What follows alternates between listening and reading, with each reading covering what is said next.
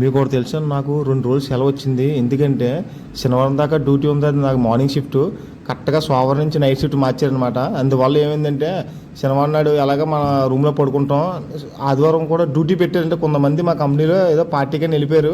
కొంతమంది డ్యూటీ పెట్టారు. 6 మందికి పెట్టారు మా డ్యూటీ. అందులో నేను ఉన్నాను అనమాట.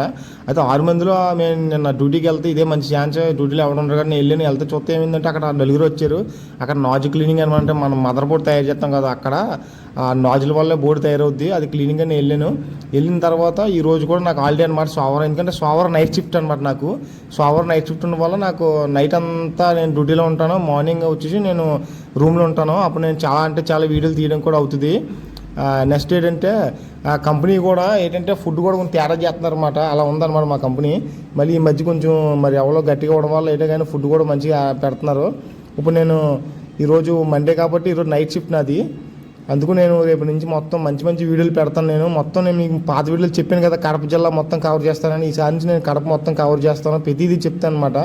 నాకు వచ్చిన రిక్వెస్ట్, నా ఇన్స్టాగ్రామ్ మీరు ఫాలో కొట్టండి.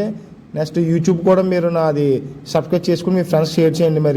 మరి ఉంటాను ఫ్రెండ్స్.